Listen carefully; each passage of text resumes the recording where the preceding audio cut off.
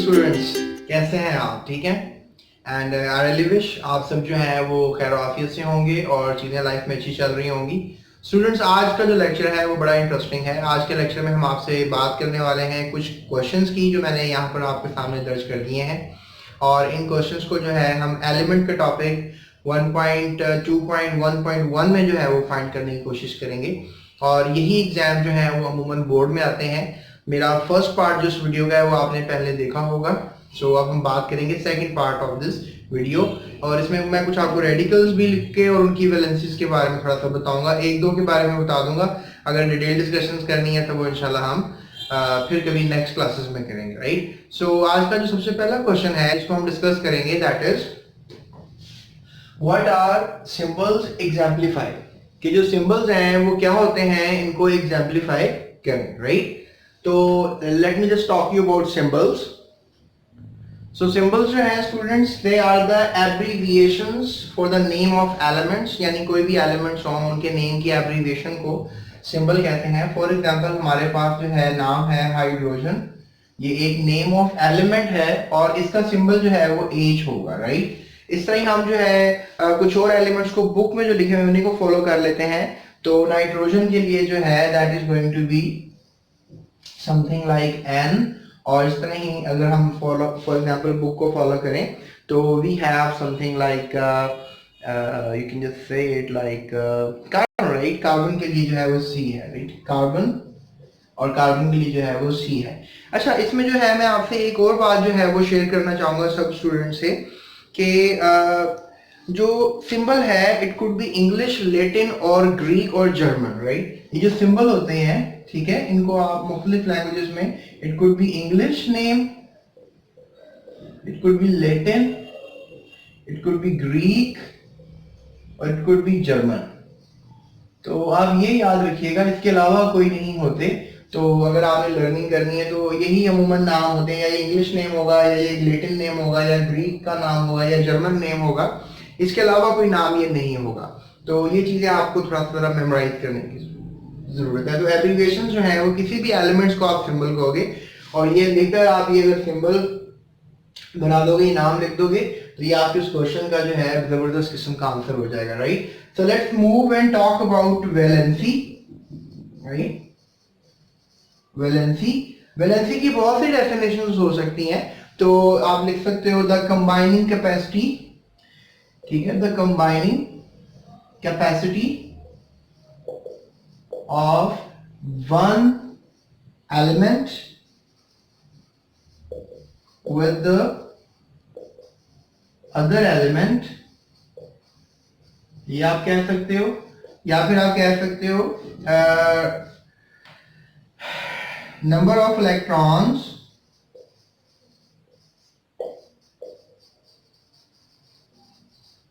in the valence shell of an atom। तो आप ये दो डेफिनेशन जो है वो वैलेंसी की लिख सकते हो। तो it could be a combining capacity of one element with the other. जैसे for example let's say that कि जो हाइड्रोजन जो है वो क्लोरीन के साथ एक ही लगता है, लेकिन ऑक्सीजन के साथ जो है वो दो हाइड्रोजन लगते हैं, जबकि नाइट्रोजन के साथ जो है वो तीन हाइड्रोजन लगते हैं। तो यू कैन जस्ट से दैट कि ये एक हाइड्रोजन एक लगा क्लोरीन के साथ, तो क्लोरीन की वैलेंसी जो है वो क्या है, 1 है। और ये दो हाइड्रोजन जो है वो लगे ऑक्सीजन के साथ, तो इसलिए आप कह सकते हो कि जो हाइड्रोजन दो लगे हैं तो ऑक्सीजन की वैलेंसी 2 है। और इस तरह अगर तीन हाइड्रोजन जो है अगर वो लग गए हैं नाइट्रोजन के साथ, तो इट लिटरली मींस कि नाइट्रोजन की वैलेंसी 3 है, राइट। और इसके अलावा आप ये भी कह सकते हो कि लेट्स से दैट कि जो कार्बन है उसके साथ 4 हाइड्रोजन लगते हैं, या फॉस्फोरस है उसके साथ 3 हाइड्रोजन लगते हैं, तो दैट मेक्स अ वैलेंसी कि फास्फोरस की 3 होगी। या कह लें number of hydrogen attached to any element shows its valency, ये भी डेफिनेशन हो सकती है। लेकिन बुक को फॉलो करें, combining capacity of one element with the other element को हम वैलेंसी कहेंगे कि एक एलिमेंट की दूसरे एलिमेंट के साथ कंबाइन होने की कैपेसिटी को वैलेंसी कहा जाएगा, ठीक है। सो इसमें आप बुक में देख भी सकते हैं कि उन्होंने combining capacity of an element with the other element ही लिखा है, और कुछ ये डायग्राम्स बना दी हैं, जैसे हाइड्रोजन के साथ सिंगल बॉन्ड है क्लोरीन का। उसके बाद ऑक्सीजन के साथ जो है वो आपको नजर आ रहा है कि 2 हाइड्रोजन लगे हुए हैं, और नाइट्रोजन के साथ आपको नजर आ रहा है कि 3 हाइड्रोजन लगे हुए हैं। और इसके अलावा आपको अगर आप बुक खोल लें तो आपको कार्बन के साथ जो है वो नजर आ रहा होगा 4 हाइड्रोजन जो है वो लगे हुए हैं, right. So that makes a sensation. और इसमें आप कहोगे इसकी वैलेंसी जो है वो 3 है, इसकी वैलेंसी जो है वो 2 है, इसकी वैलेंसी जो है वो 1 है, इसकी वैलेंसी जो है वो 4 है। तो ये कंबाइनिंग कैपेसिटी जो है आपको बताई जा रही है, इसको आप वैलेंसी कहोगे, राइट। उसके बाद स्टूडेंट्स एक और सवाल जो है बहुत इंपॉर्टेंट इस टॉपिक में से निकाला जाता है, वो है रेडिकल का। ठीक है, मेरा third question, what are radicals, give few examples. क्या रेडिकल्स क्या होते हैं और इसकी एग्जांपल दें। So let me arrange this board. So radicals क्या होते हैं, right. So I have written over here कि रेडिकल्स क्या होते हैं। तो रेडिकल स्टूडेंट कह लें कि एटम और group of atom having some charge, right. I will write with the green, atoms और ग्रुप ऑफ एटम्स, ठीक है, हैविंग सम चार्ज। यानी एक एटम हो या ग्रुप ऑफ एटम्स हो, उन पे कुछ चार्ज हो, ठीक है। एटम्स लिखेंगे, एटम कहेंगे, एटम और ग्रुप ऑफ एटम्स, ठीक है। एटम जैसे लेट्स से दैट हमारे पास लेट्स से क्लोरीन है। अगर क्लोरीन पे चार्ज -1 है तो ये क्या होगा, रेडिकल होगा, ठीक है। अगर किसी भी एलिमेंट के ऊपर चार्ज यानी इसमें चार्ज लिखा जाए तो इसका मतलब ये होता है स्टूडेंट्स कि अगर क्लोरीन है, अगर वो सिंपल क्लोरीन है, उसने एक इलेक्ट्रॉन एक्सेप्ट किया तो वो Cl-1 बन गया। याद रखो टेल की तरफ अगर इलेक्ट्रॉन को लिख रहा हूं तो इसका मतलब है मैं इलेक्ट्रॉन ऐड कर रहा हूं। तो मैंने ऐड करने के बाद सिस्टम में इलेक्ट्रॉन जो थे वो डेफिनेटली प्रोटॉन्स के बराबर थे।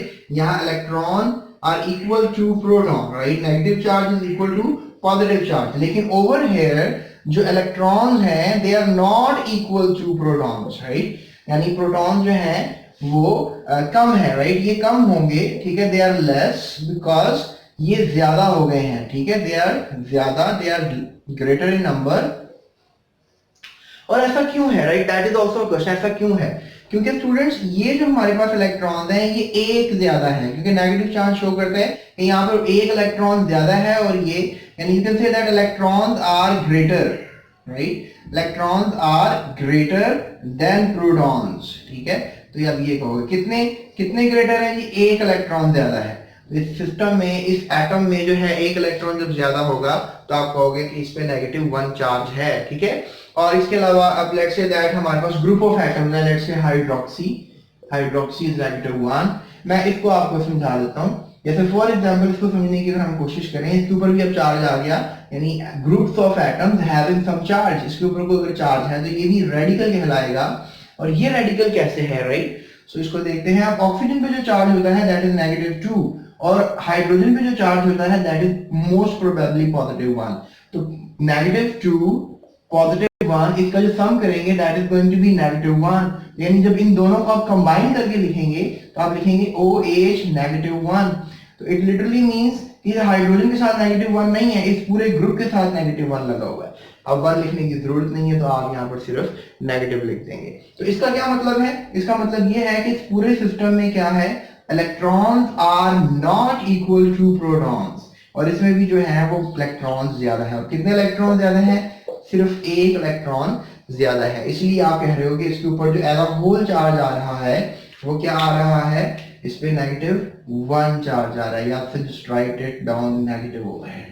तो दैट मोस्ट प्रोबेबली हाइड्रोक्सी को ऐसे लिखा जाता है, you call it as hydroxy, right. Hydroxy या हाइड्रोक्सिल, हाइड्रोक्सिल, राइट। अब आप कहो कि सर कोई और रेडिकल बता दें, तो बुक में बहुत सारे रेडिकल्स हैं, आपको याद करने चाहिए। इनके चार्ट बनाएं और अपने कमरे में लगाएं ताकि आपको याद हो जाए। तो इनका चार्ज याद करना पड़ेगा, राइट। उसकी केमिस्ट्री में जाना भी it's not that much difficult, लेकिन फिर भी याद कर लो वो ज्यादा इजी है। जैसे फॉर एग्जांपल मैं आपको बुक दिखाता हूँ, if you look at on page number something like 7, right. इसमें आप देख सकते हो कि they have given you a lot of radicals, look at that, a lot of radicals. और इसमें आपको नजर आ रहा है कि ये हमारे पास जो है एक रेडिकल है that is carbonate, right. Carbonate, इसके ऊपर ये कार्बोनेट पे -2 चार्ज है। इसका मैं आपको क्लियर कर देता हूँ। So carbonate, right? That is carbonate. Carbonate. अब कार्बोनेट के ऊपर क्या चार्ज है? -2. That's a big thing. किस पे -2 चार्ज क्यों है? अब स्टूडेंट इस पे -2 चार्ज इसलिए है क्योंकि जो ऑक्सीजन है और कार्बन है, इन दोनों की वैलेंसीज को अब यहाँ कहेंगे, यहाँ पे भी इलेक्ट्रॉन जो है they are not equal to protons. और कितने इलेक्ट्रॉन ज्यादा है? 2 इलेक्ट्रॉन ज्यादा है, राइट? सो आप यहाँ पर इसलिए 2 इलेक्ट्रॉन ज्यादा होने की वजह से आप लिख रहे हो -2. यानी इस पूरे ग्रुप ऑफ एटम्स में कितने एटम्स हैं? 3 ऑक्सीजन के एटम्स हैं और 1 कार्बन का एटम है, राइट?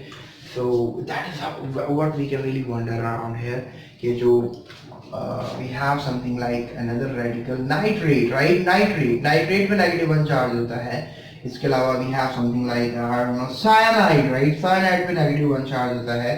इसके अलावा what would you say? Okay, fine. Phosphate पे जो है that is -3 charge, right?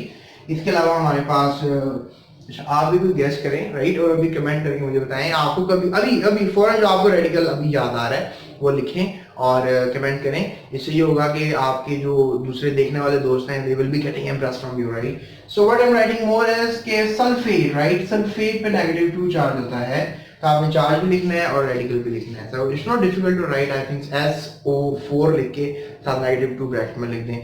That shows your charge, right?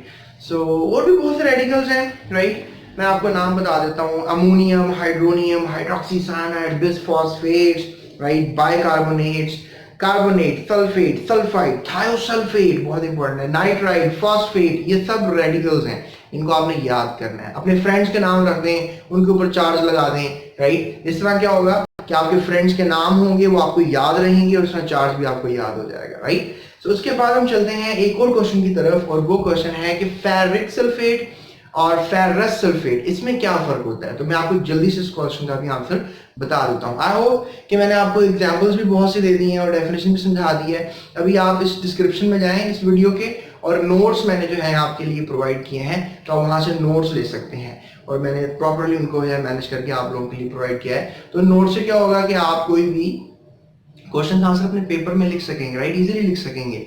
इससे आपके एग्जाम में मैक्सिमम मार्क्स आ सकते हैं, right? So let's move toward the next question और अभी जल्दी से बोर्ड रेज करता हूं.